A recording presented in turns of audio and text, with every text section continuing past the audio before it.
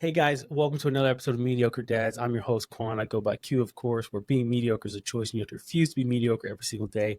And on this episode of Mediocre Dads, I'm joined by a very special guest who I was on his podcast and it was a wonderful podcast, right? Like just a great overall podcast and an experience to be on his show.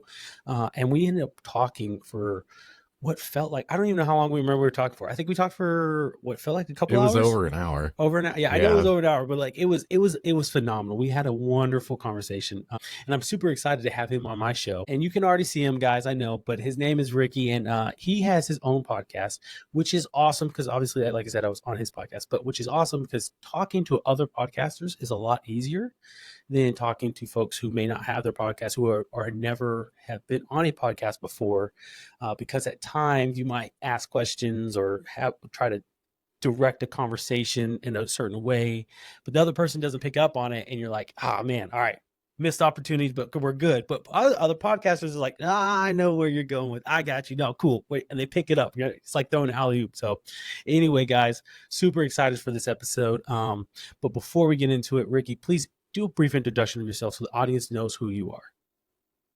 Well, my name is Ricky Fulton, and as you said, I'm a podcaster. My podcast name is Coffee with Bearded Bad Dad. You can find us on YouTube, Spotify, or wherever else you find your podcasts.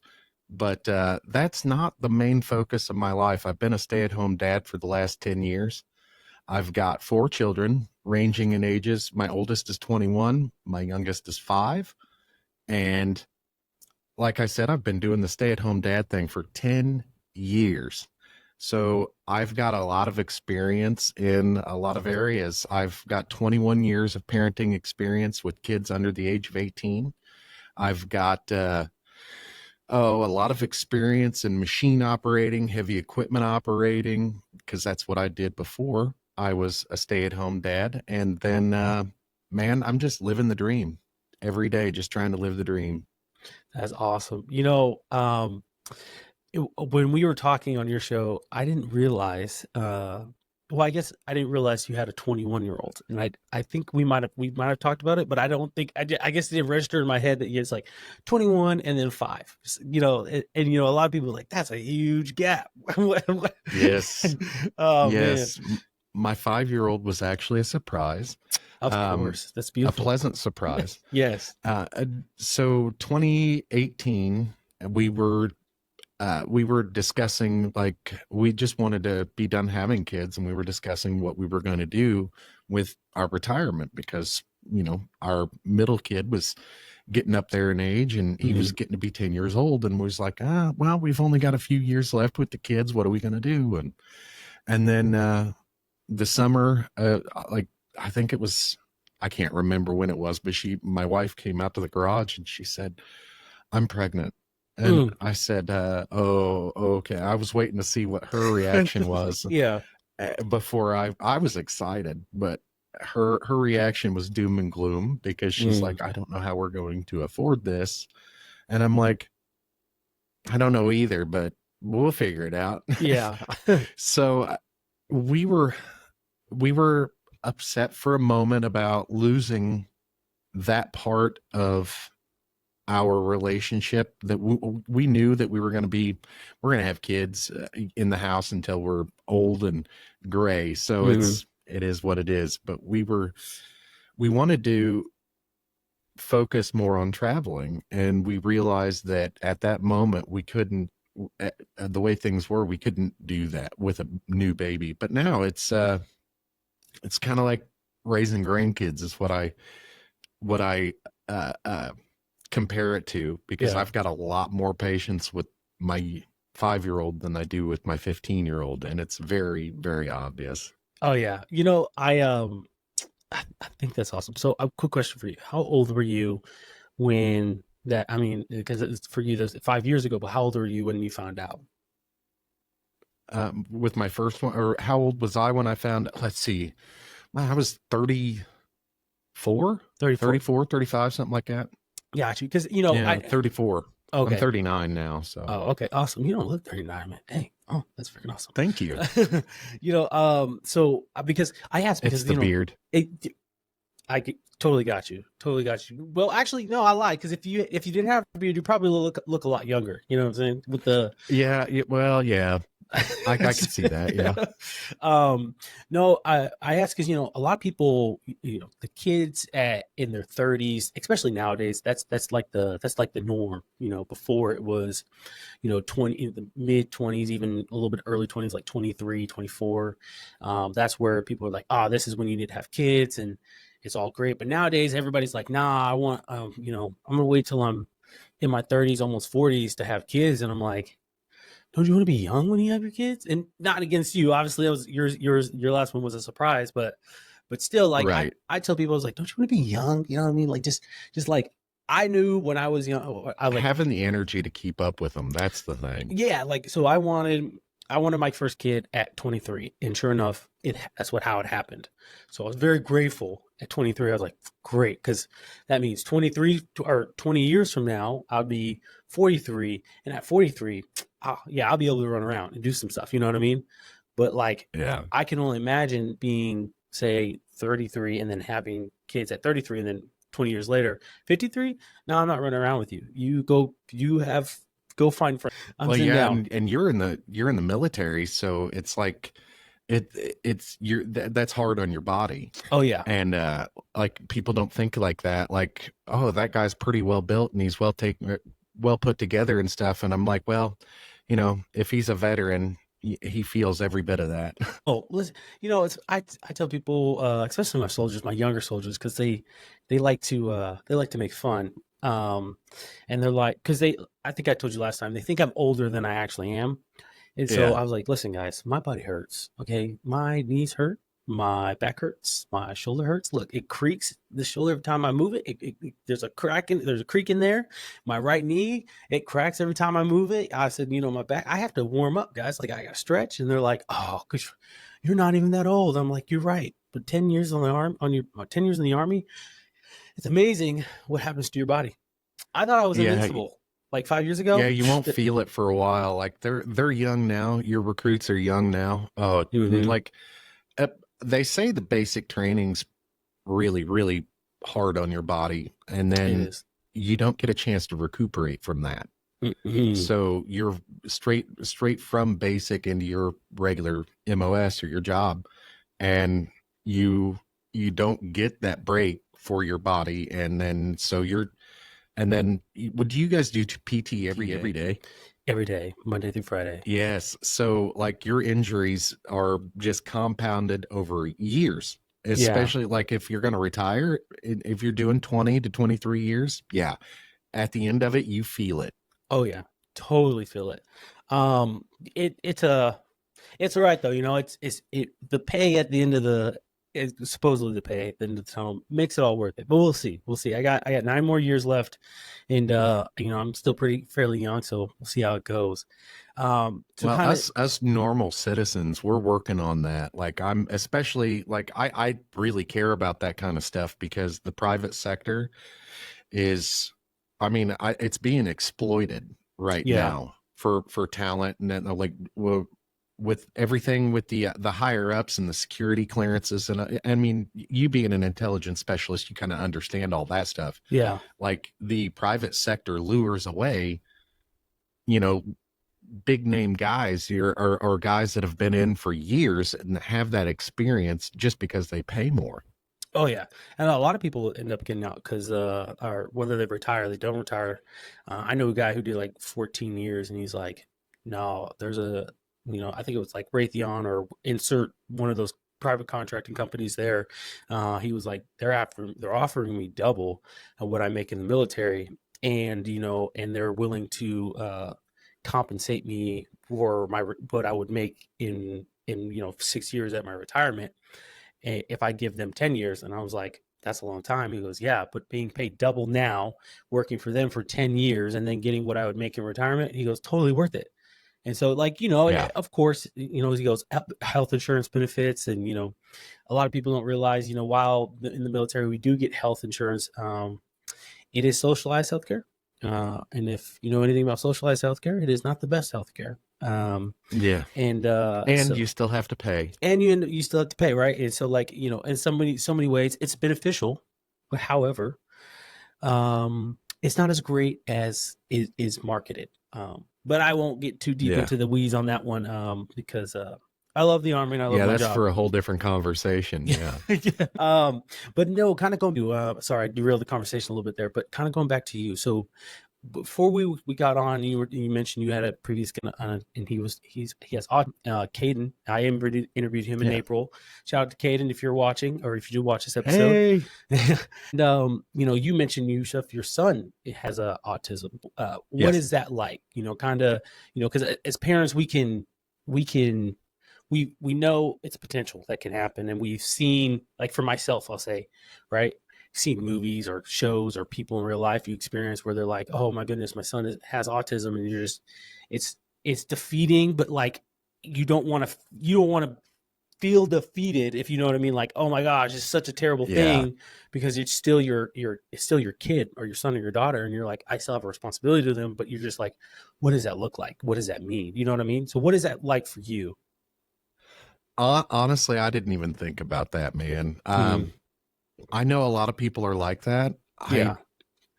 It's hard to explain because we never thought like that. It was when he was diagnosed shortly after his 3rd birthday, and his name is Rocket, by the way. Rocket, that's awesome. Thank you. Like off he was diagnosed. What's that show? Oh my goodness, it's a cartoon show. It's Guardians of the Galaxy. That's not the one, but no, it's it was skateboarding. The one you're thinking of, Nickelodeon. Yes, yes. There, that's you said it, and I was like, "What is that show's name?" It hasn't. Oh man, now I can't remember it either. I might have to look that up. Rocket Power. That's there we it. go. Yeah. Okay. Yeah, is that what it's from? Exactly. Awesome. Yes. Awesome.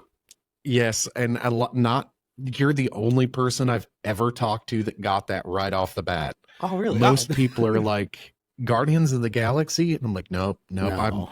To be honest with you, I was just trying to think of a cool name and something different, and heavy metal. I love heavy metal and rock and roll, and that's kind of where I was. My head was at, and I was trying to think of like, man, what's the most metal name I could come up with right now? Yeah. And then all of a sudden it just came to me, Rocket. That's awesome. And the first thing I thought of was that TV show Rocket Power. And I'm aging myself a little bit because that came out when I was a kid. And it's kind of weird that you remember that. Because I think you're 10 years younger than I am. Yeah. So my parents are older. And so a lot of things that I watched growing up tended to be prior to or before me, but I had older siblings that, like I said, older parents. So like that was kind of what was on and what they were watching. So I would watch it. So that's why I know. I can identify with that. My parents are hippies. Yeah. So no, it's really weird to kind of explain that to people because we never felt that doom and gloom. Yeah. We have experienced it from other folks. Yeah. But we kind of already knew that there was something different about him. We didn't really think autism right away. Yeah. But then once he got his diagnosis, it was really obvious. We were like, oh, okay, it makes sense now. Yeah. And really for us, it just wasn't any different. We embrace it more now than we did. But it was something that I had said when he was a baby, when he was like, 18 months old to 2 years old. When we go into places, I'd be like, don't worry about it. He's got a touch of the tism kind of thing. And just kind of joking around about it. And it turns out he really does have autism. And so at the time, one of the things I thought about was, now I feel bad for making fun, but it's just a normal part of our life. It doesn't feel any different teaching him and raising him than it did the other children. Yeah. Except it's a little bit more challenging communicating with him. Okay. When he gets frustrated, it's like he loses his words. When he gets anxious, he can't communicate that like you and I could. it's just like there's a certain part of him that shuts off, and he's not able to communicate his feelings and maybe not even understand his feelings at the moment. Yeah. That's the only thing I can say. Like, because I mean, he's 5, so it's difficult to Right. really ask him, well, how are you feeling? Explain every bit of your feelings to me now. Ready, go. Exactly. So, yeah, like we have seen the people that are like, oh, like it's the end of the world. My child has autism. But and there's another aspect to it. My son, he's verbal, and Mm, he's been verbal for a very long time. Like he started talking early and making noises and sounds early. And as he was making these sounds, I would get up in his face and get him to mimic me yeah. and my movements with my lips. And I enunciate my words all the time. And so I wanted to teach him how to be verbal without even knowing he's autistic. And he picked right up on it. Yeah. And I say this all the time, that there's certain parts of him that he's even more intelligent than we are in some aspects. So that's a bit of a challenge as well. Yeah. I know, there are people, there's parents out there who, it's like that's one of their worst fears. You know what I mean? Of like, oh, if my Yeah. son comes out autistic, it's just like, just one of the worst fears ever known. Right? And don't get me wrong, I myself had that fear. What do I, kind of like, what is it I do? How do I be a dad? You know what I mean? You're just uncertainty. You know what I mean? There's a lot of uncertainty on like, am I capable of that? And if I'm not capable of that, am I going to give up? Am I just going to, is this going to ruin me? Like, you know what I mean? Like just all these things. Oh yeah. And while I'm explaining this to you, that rationale, I realized what part of the problem is, and part of I think that fear is I'm only thinking about me. I'm not even thinking about the child in that scenario right there. And so maybe that's probably what a lot of parents are thinking is of me, not what is my child going to be? What is my child going to go through? How can I help them? Yeah. Oh man, Yeah. And go ahead. Sorry. that's the long and short of how, so you have those moments in fatherhood daily. Yeah. You'll have those moments where you're talking to your own children and realizing, I'm kind of giving you bad advice, or I'm being hypocritical right now. Yeah. That happens to all of us, man. And it does. So explaining that to your kids as you're going through that would be the best thing you could do. Is I'm having difficulty understanding this, and I'm just being honest with you. Having ADHD and anxiety really, it's actually helping me be honest with my kids and parenting, because I don't know sometimes what is wrong with me, and I can say, I'm feeling overwhelmed, go away, Yeah. and being able to be honest like that with kids is very, very important. And if you can be honest with them while you're being honest with yourself, when you're having those epiphanies, those moments of clarity, if you share that with them, you're like, oh, you know what? Maybe I was wrong. Hold on a second. Let's explore this a little bit. Man, you'll be just fine. Yeah. That's a lot of parents like have that moment like you're talking about. They say, what are we going to do? What's this going to be like? What about my other children? And thankfully, we were blessed to have a child who doesn't require that many things medically. But we struggle to find resources. That is a pain in the ass that I don't wish upon anyone. So I can just imagine if he was nonverbal and needed more occupational health training or occupational training to learn how to go use the bathroom, or stuff like more intensive care. I can't imagine what that'd be like. Yeah. But it's one of those things where, as from an early childhood on up, I've always been a problem solver. And like, I've never when things come my way, I take care of them and I deal with them.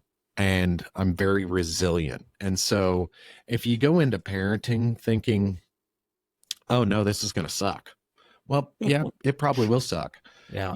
but if you go into it thinking, wow, I've got a lot to learn, but let's do it, Yep. like that you're going to be great. And we're all going to screw up our kids somehow. Even if we're the best parents in the world, our kids are going to still be screwed up somehow. We're either going to be too perfect or not perfect enough.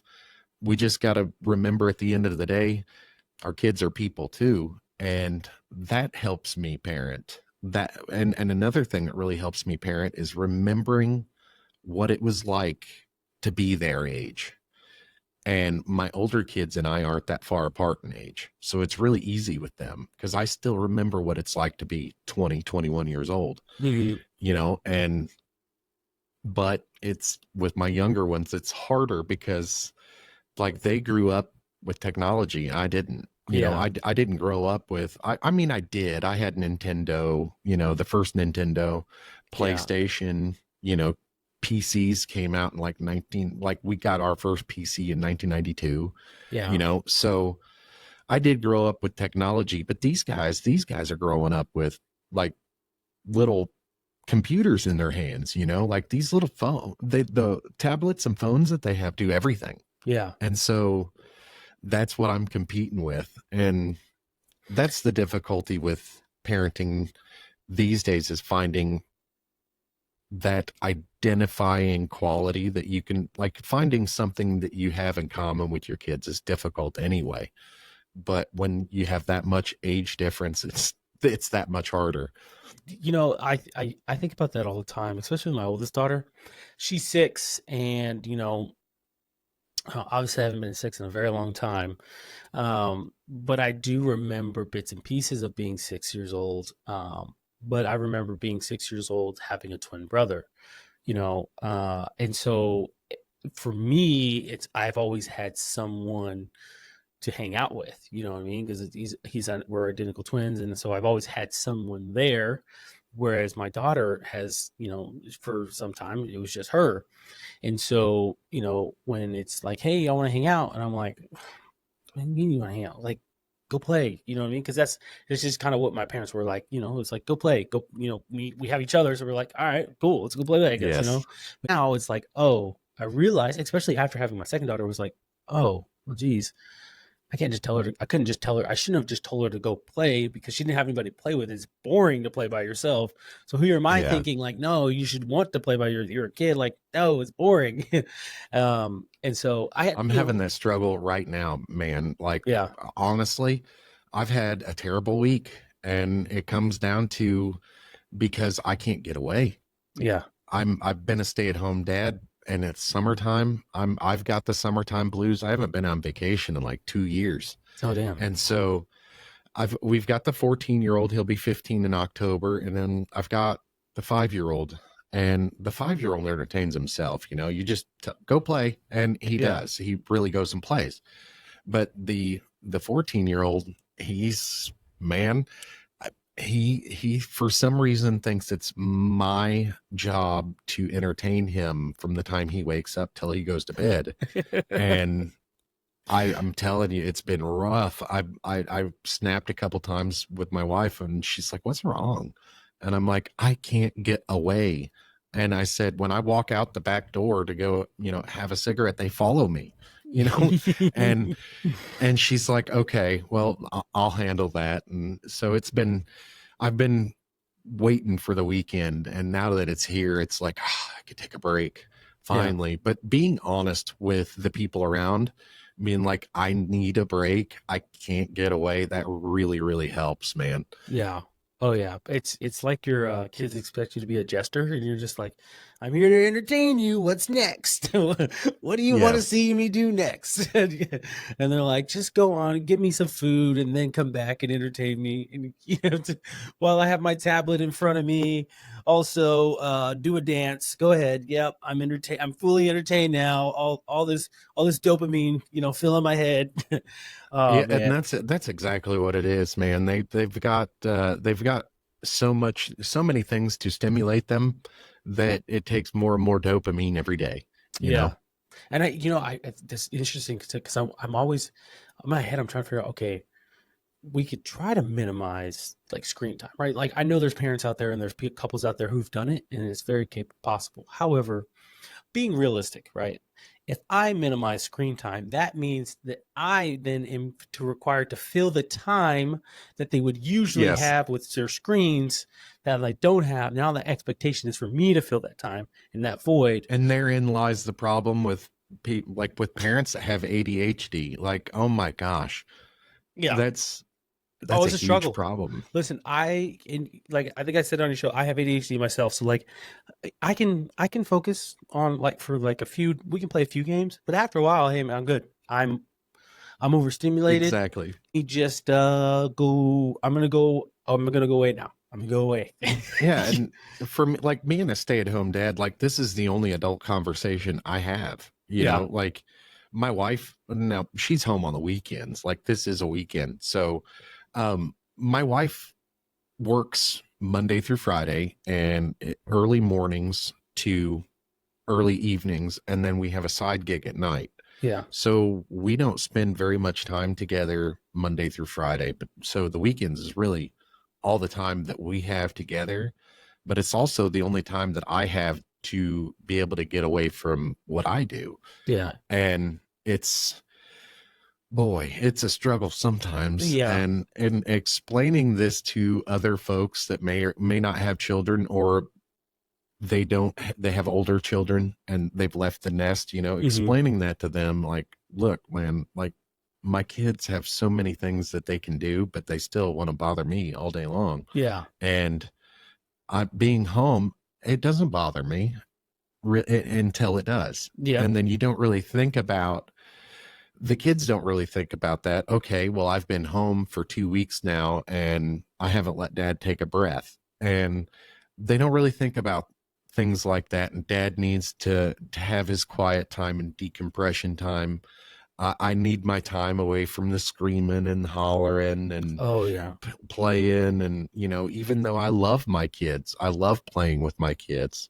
I love hanging out with them. I do need me time. I need adult time. Yeah. And explaining that to people is just, oh, what are you complaining about? Well, I'm not really complaining about anything, but you know, I'm just explaining my side of things. It's kind of like vocalizing my frustration, I'm not necessarily Yes. complaining of like, oh, pity me, I'm just I'm an adult just like everybody else in this room or wherever you are, whoever you're talking to, right? And you vocalize your frustration of how you drop your kids off at school, and you made it all the way to the school. Of course one of them forgot their lunchbox, and then you're like, well, okay. And then if naturally it's your fault. Oh, yeah, exactly. And then you're like, oh, yay. Do I have to drive back home and go pick up this lunchbox? Or do I just give them some money or something? Because if I give one money, though, the other one's going to be like, well, can I have some money? I don't want to eat this crappy lunch that you made me and work so hard and slave for in the kitchen. Then you're like, oh, so you're complaining. No, I'm just vocalizing my frustration. You know what I mean? Like, Yes. oh, I Yeah. was doing the same thing. So anyway, and I get it. Everyone, it's almost like we have to compare our situations. We're comparing. It's almost as we're always comparing our situations. Say which one is worse. Which one is really worse. Yeah. So I wanted to ask.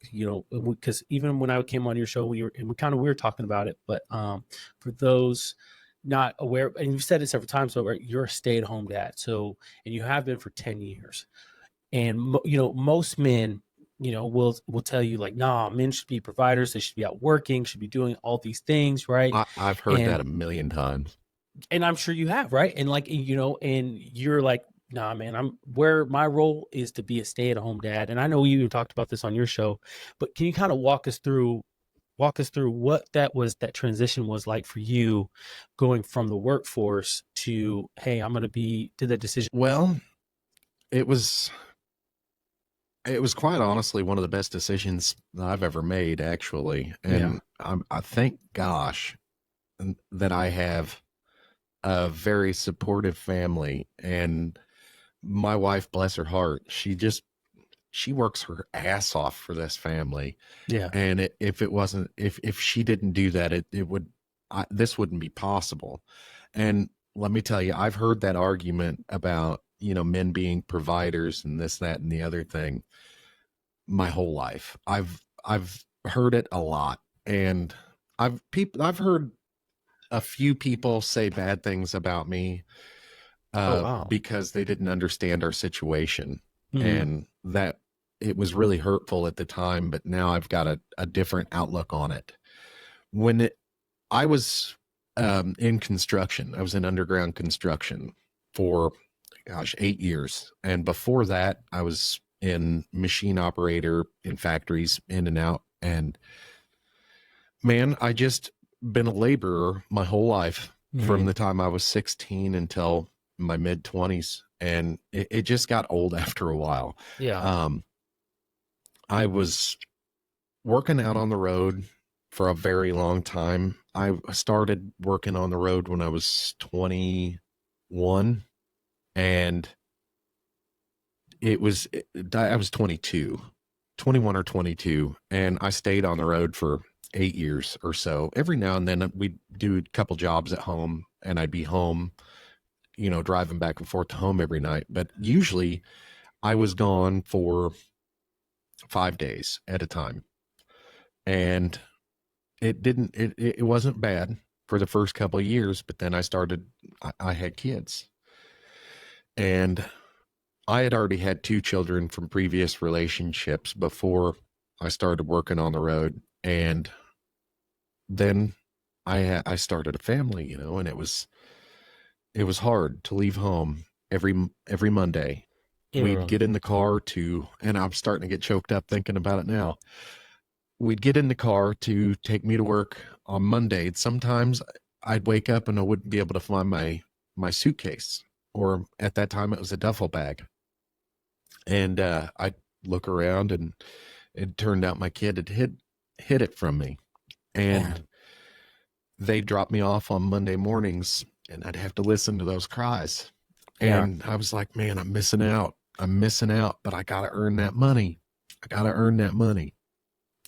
And after 8 years of it, I was burnt out. I couldn't handle it anymore. My boss knew, I knew, and we were all just kind of going through the motions, and he fired me. Oh, And I wow. didn't know what I was going to do. I didn't know what I was going to do. I was so lost. I was so disappointed. We had just bought a brand new car in this was happened in 2012, Mhm. or end of 2012, January of 2013. And so our 2012 vehicle was only 6 months old, and we had just bought it. The payment on it was ridiculously high. I was making $18 an hour, so it wasn't great money, but it was good money for the time. Yeah. And I just didn't know what I was going to do. But I told my wife, I was like, look, I want to take a couple months off. I need to take a breath. I need to take a break. And she's like, great. That sounds awesome. You know, hang out with the kids and spend some time at home. And I was also around 450 pounds. Oh, And wow. so I took a couple months off, and a couple months turned into like 6 months. And then I Mhm. couldn't find employment, found a job, and it was just a job. It was only like $14 an hour. It was very hard to work for $14 an hour and maintain the lifestyle that we had. But then I got fired from that job. And man, I was just depressed, and I didn't know what to do. And my wife came to me and she said, honey, I think I'd like to go back to school. And I was like, okay, you know, what does that look like? And she said, well, here's the thing. I can't work and go back to school with you working. So I'm going to need you to stay home if that's what you want to do. And I'm like, yes, I would love to stay home Yes. for, you know, I'd love the stay at home dad gig. I wasn't thinking about what people said, or how people felt about things. I was more thinking about my family, and we already knew that my wife's earning potential was quite a bit more than mine. Like, she Mhm. has made more money than I almost our whole relationship, except by hour or hourly, except I worked overtime to Mhm. compensate for that. So my paychecks were always bigger, but she's always made more. Her Yeah. earning potential is way higher than mine, and it always has been. So we kind of leaned into that. And it took her 7 years to get through school, and she switched majors twice, but she graduated with a bachelor's of science in business, business management with an HR focus. Mhm. And now she's climbing that ladder.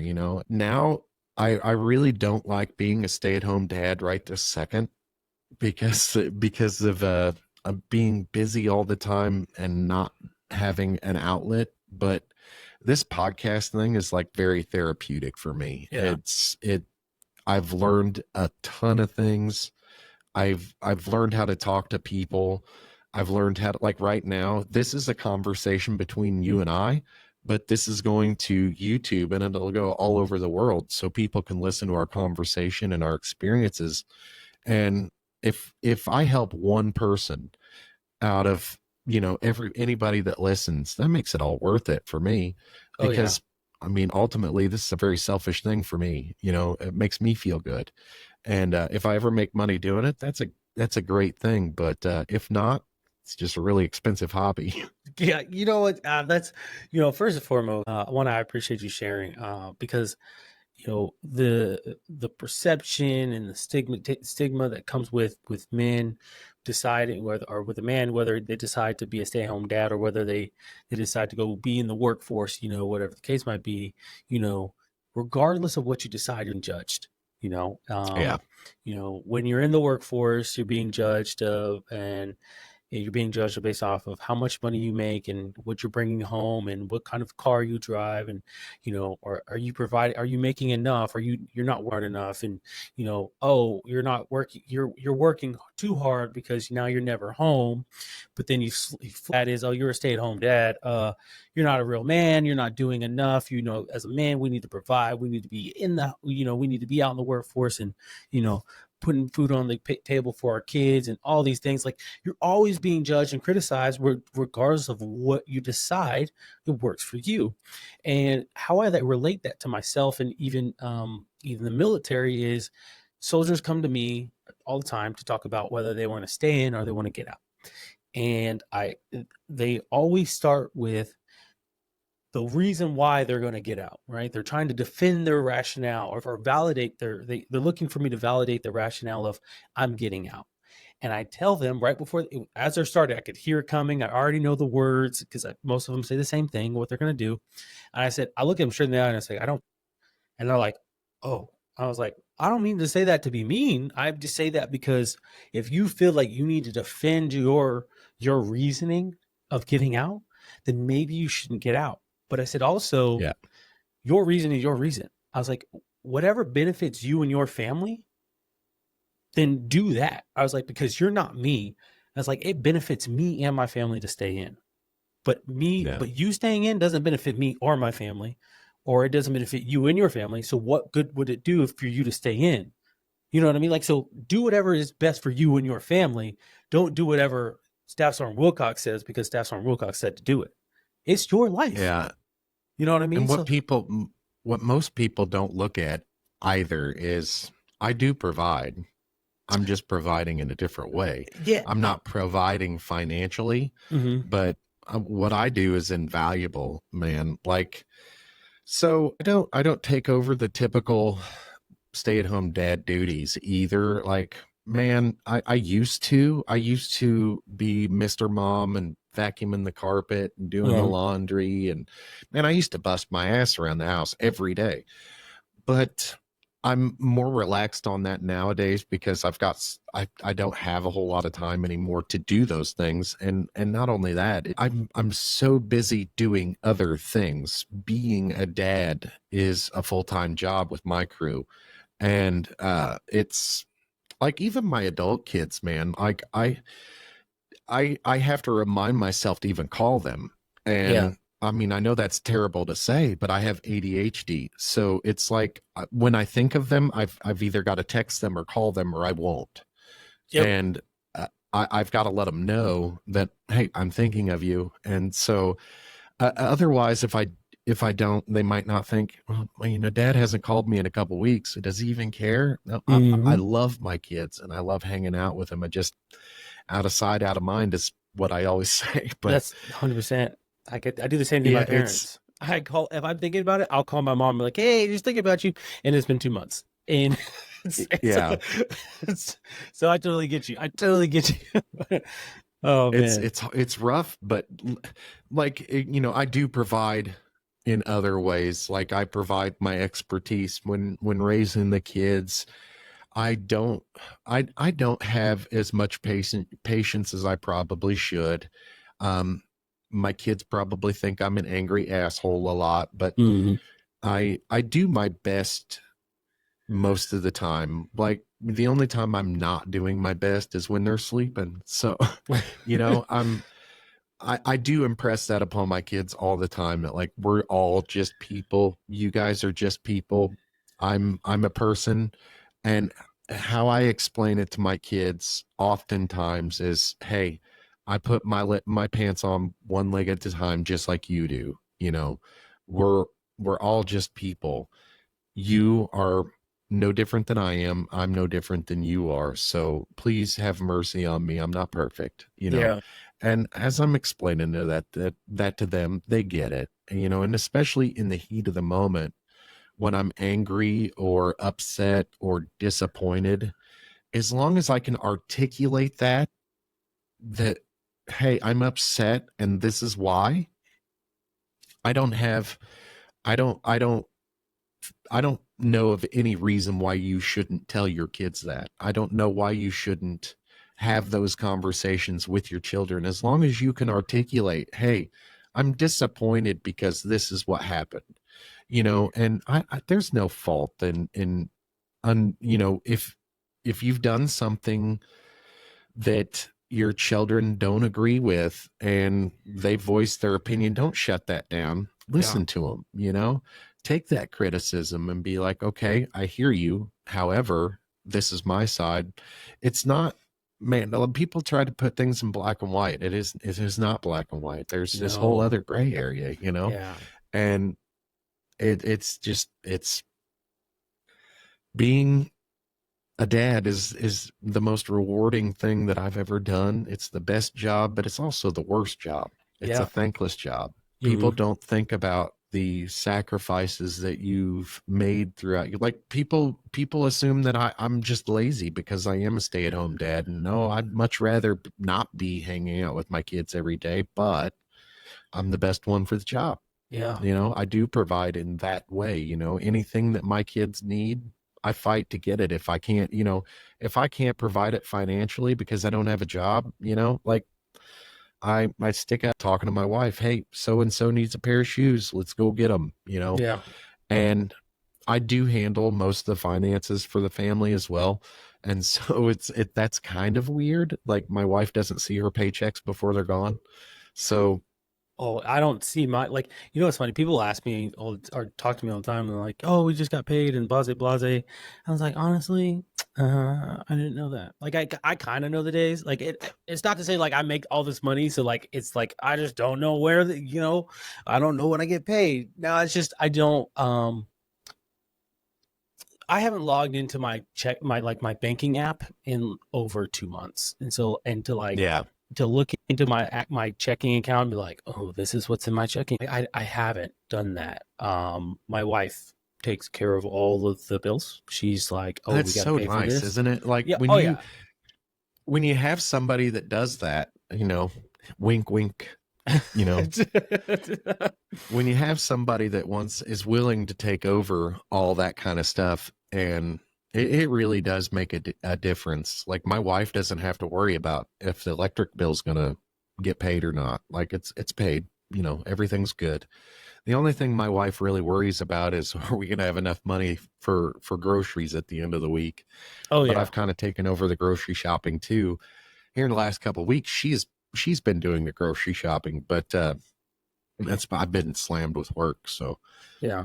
Well, you said something also earlier that I wanted to kind of hit on as well. And that is about how, you started the podcast and how it's, if only one, even if only one watches or listens, um, it's still and gets something out of it. It means you did something and it's a good thing, and even though it's not necessarily all for them, it's a sense of therapy for you as yourself.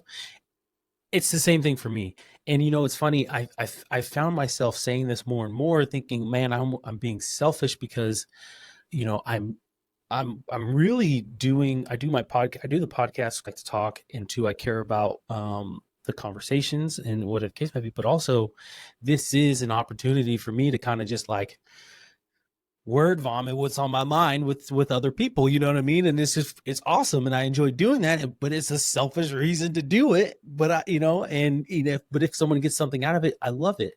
And so I don't know, you said it and I was like, man, I feel so much better saying it now because someone else Yeah, understands, like, hey guys, like, while I'm doing this for you, Mediocre Dads fans, I am doing this for you, kind of. It's also mainly for me. I am here to exactly. learn from other people. I'm just as much as the audience. I'm the audience of Mediocre Dads. They're here to learn from other people. I think we're all here to learn and learn from other people, learn from our experiences, others' experiences, and kind of help reshape the future for us as fathers, but too for our kids, because I think Yeah. that's what it's about. And so thank you for And that's allowing me to another share that. thing. You're welcome. Here's another thing for you to think about. This is kind of a diary for your kids. This is going to live on forever. This is, once you post this to YouTube, it's no longer on your servers, Yeah. and as long as YouTube exists, it's going to be out there floating around.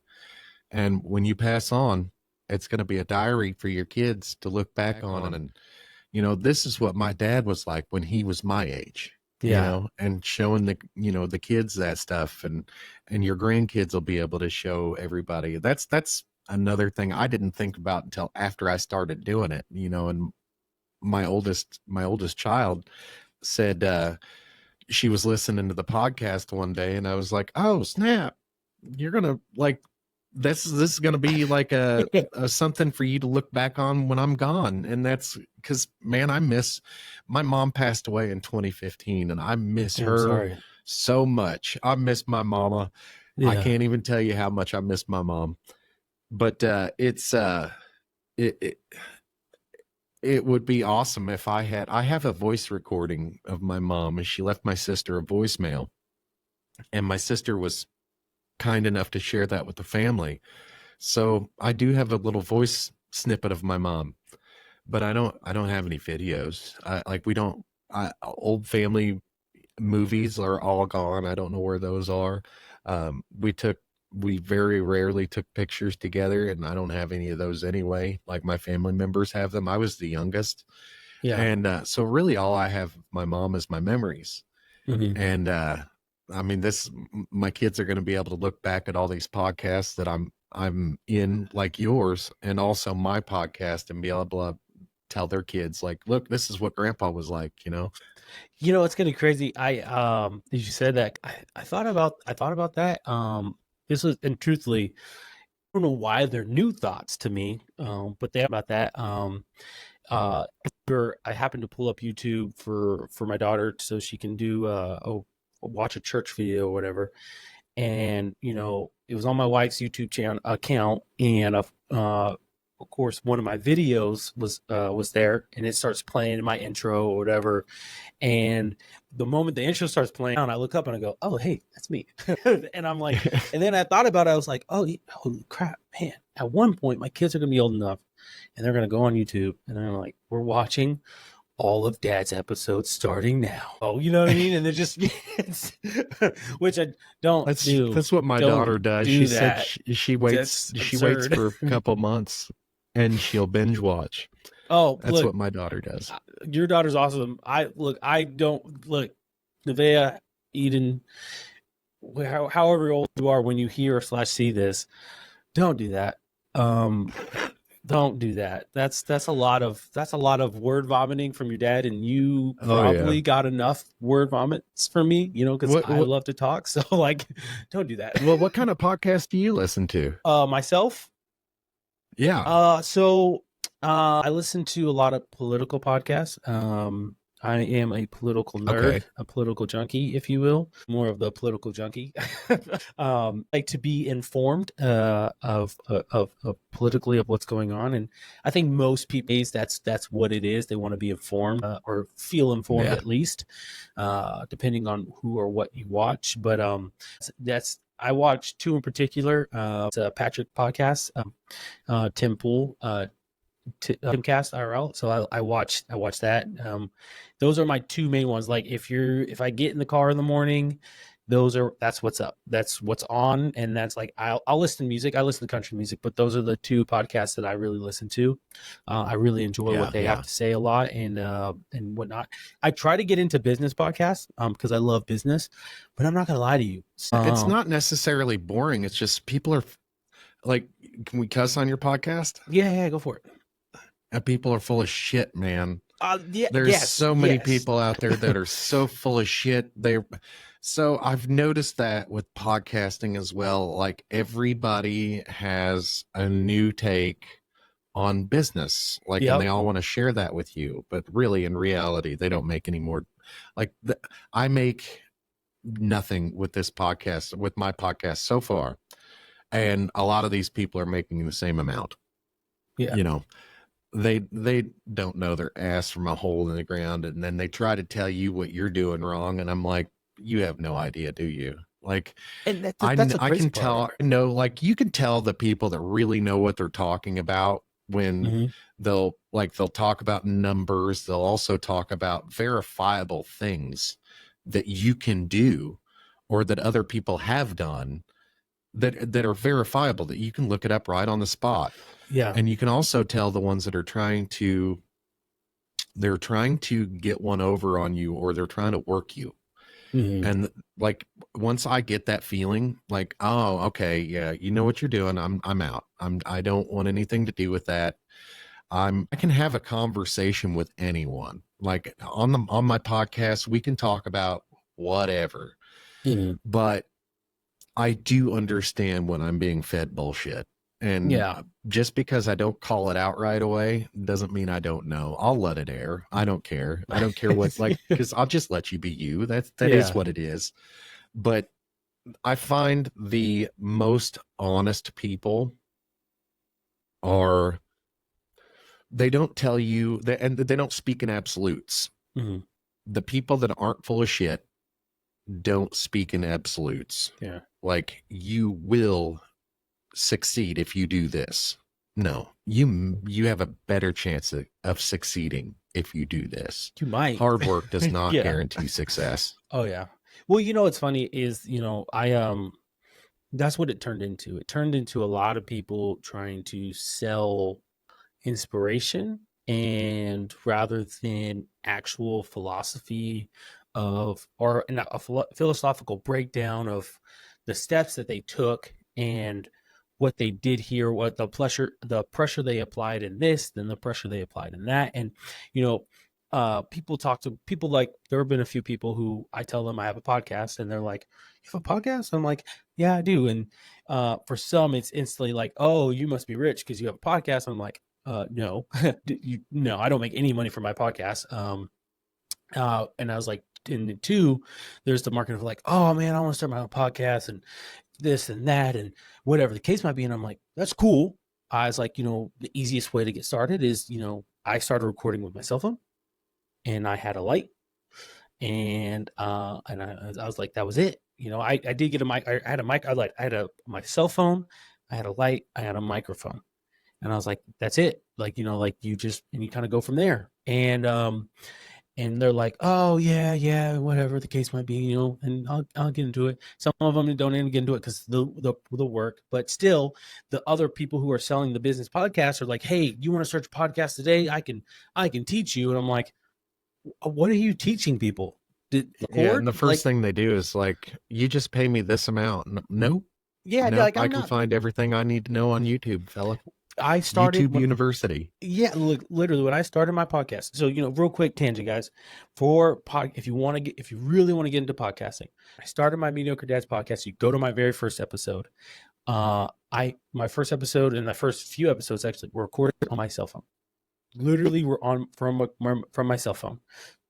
Yes, just recorded me Yep. talking. Right. Oh, the ice cream truck's outside. And I literally I just kind of just press record. My wife helped me set up and kind of get the light on, and I didn't know what I was doing necessarily with the lighting. I knew no more now. That's why you got the little fancy that thing right there, that lamp back Yeah. behind me, and the obvious that what the That's kind the of. only thing I really struggle with is camera and lighting. That's And then in the end, you figure out like these are probably the bigger problems is the camera and the lighting, yeah. right? And versus like other people are kind of like, well, I need this fancy, expensive thing, and I need like no, just put your camera up on your phone. Which your phone, by the way, if you have a newer iPhone, which most people do, can record in 4K.